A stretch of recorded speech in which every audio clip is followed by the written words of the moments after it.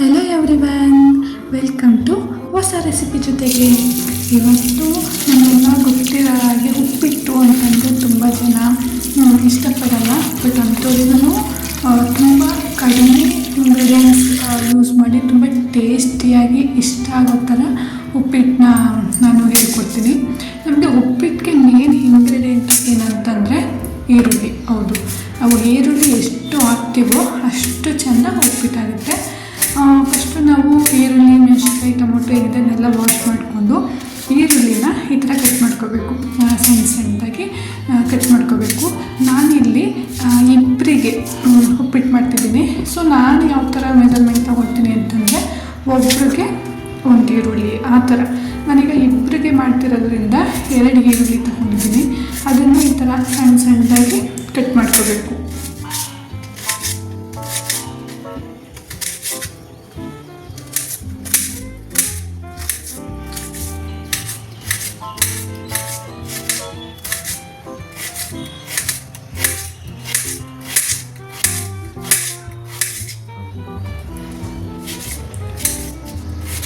ಎರಡು ಈರುಳ್ಳಿನೂ ಪೂರ್ತಿಯಾಗಿ ಕಟ್ ಮಾಡ್ಕೊತಿದ್ದೀನಿ, ಸಣ್ಣ ಸಣ್ಣದಾಗಿ 2 ಈರುಳ್ಳಿ. ಈಗ ನೀವೇನಾದ್ರೂ 4 ಜನ ಇದ್ದು 4 ಜನಕ್ಕೆ ಉಪ್ಪಿಟ್ಟು ಮಾಡ್ತಿದ್ದೀರಾ ಅಂತಂದರೆ 4 ಈರುಳ್ಳಿ ತಗೊಳ್ಳಿ.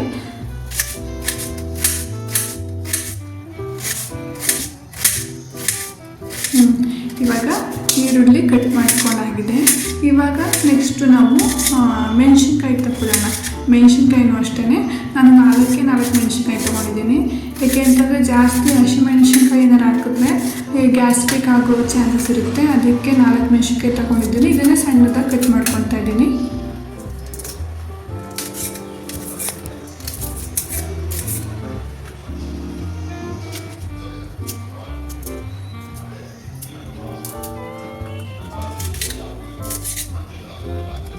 ನಾನು ಕೆಲವೊಂದು ಸಲ ಉಪ್ಪಿಟ್ಟಿಗೆ ಒಣಮೆಣ್ಸಿನ್ಕಾಯಿನ ಯೂಸ್ ಮಾಡ್ತೀನಿ, ಗ್ಯಾಸ್ಟ್ರಿಕ್ ಎಲ್ಲ ಆಗಬಾರ್ದು ಅಂತ. ಬಟ್ ಇವತ್ತು ಹಸಿಮೆಣ್ಸಿನ್ಕಾಯಿನ ಯೂಸ್ ಮಾಡ್ತಿದ್ದೀನಿ. ಚೆನ್ನಾಗಿರುತ್ತೆ ಟೇಸ್ಟು, ಬಟ್ ಗ್ಯಾಸ್ಟ್ರಿಕ್ ಆಗುತ್ತೆ. ಸೊ ಅದಕ್ಕೆ ಸ್ವಲ್ಪ ಹಸಿಮೆಣ್ಸಿನ್ಕಾಯಿನ ಯೂಸ್ ಮಾಡಿ. ನೆಕ್ಸ್ಟು ಒಂದೇ ಒಂದು ಟೊಮೊಟೊ, ಇಬ್ಬರಿಗೆ 1 ಟೊಮೊಟೊ. 4 ಜನ ಇತ್ತು ಅಂತಂದರೆ 2 ಟೊಮೊಟೊ. ಆ ಥರ ನೀವು ಮೆಜರ್ಮೆಂಟ್ ತಗೋಬೋದು, ಉಪ್ಪಿಟ್ಟಿಗೆ ಆ್ಯಡ್ ಮಾಡ್ಕೋಬೋದು. ಇದನ್ನು ಅಷ್ಟೇ ತುಂಬ ಚೆಂದ ಸಣ್ಣ ಕಟ್ ಮಾಡ್ಕೊತಿದ್ದೀನಿ.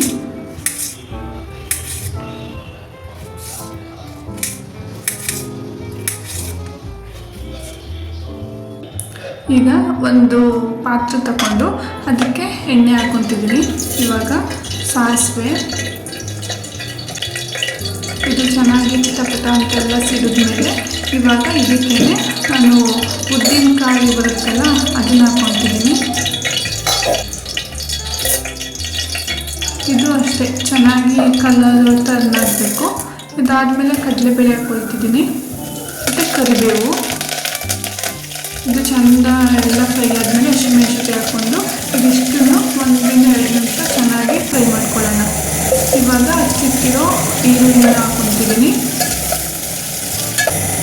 ಇದು ಫುಲ್ ಟ್ರಾನ್ಸ್ಪರೆಂಟ್ ಆಗಬೇಕು, ಅಲ್ಲಿ ತನಕ ಫ್ರೈ ಮಾಡಿಕೊಂಡು ಅದಾದಮೇಲೆ ನಿಮ್ಮ ರುಚಿಗೆ ಎಷ್ಟು ಸಾಲ್ಟ್ ಬೇಕು ಅದನ್ನು ಆ್ಯಡ್ ಮಾಡ್ಕೊಳ್ಳಿ.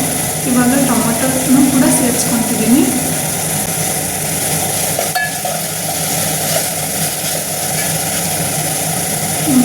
ಇಷ್ಟೆಲ್ಲ ಆದಮೇಲೆ ಚೆನ್ನಾಗಿ ಫ್ರೈ ಆಗಬೇಕು. ಅದು ಏನು ಫ್ರೈ ಆಗಿ ಸೈಡಲ್ಲಿ ಈ ಥರ ಎಣ್ಣೆ ಬಿಟ್ಕೊತಿದೆಯಲ್ಲ ಆ ಥರ ಬಿಟ್ಕೋಬೇಕು. ಈಗ ಈ ಥರ ಎಣ್ಣೆ ಬಿಟ್ಕೊಳ್ಳೋದು ಸ್ಟಾರ್ಟ್ ಆದಮೇಲೆ ನಾವು ಇದಕ್ಕೆ 1 ಲೋಟ ನೀರನ್ನು ಹಾಕ್ಕೊತಿದ್ದೀನಿ, ದೊಡ್ಡ ಲೋಟದಲ್ಲಿ. ನಾನು ಇದಕ್ಕೆ ಇಬ್ಬರಿಗೆ ಮಾಡ್ತಿರೋದ್ರಿಂದ ನಾನು ಏನು ಟೀ ಕುಡಿಯೋದಕ್ಕೆ ನಾವು ಲೋಟ ಯೂಸ್ ಮಾಡ್ತೀವಿ ಅದರಲ್ಲಿ 2 ಲೋಟ ರವೆನ ಹಾಕ್ಕೊತಿದ್ದೀನಿ.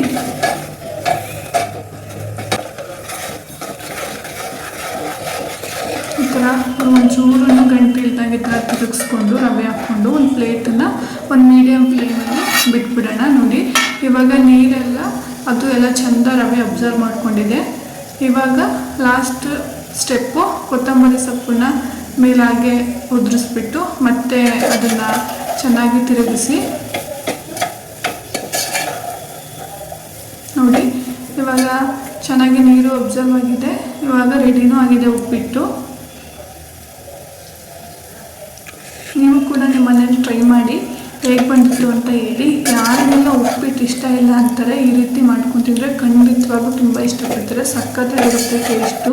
ನನಗಂತೂ ಉಪ್ಪಿಟ್ಟು ಈ ರೀತಿ ಮಾಡ್ಕೊತಿದ್ರೆ ತುಂಬ ಇಷ್ಟ. ನನಗೆ ತರಕಾರಿ ಎಲ್ಲ ಹಾಕೋದೆಲ್ಲ ಇಷ್ಟ ಆಗಲ್ಲ. ನೀವು ಮನೇಲಿ ಟ್ರೈ ಮಾಡಿ ಕಮೆಂಟ್ ಮೂಲಕ ತಿಳಿಸಿ. Thank you for watching.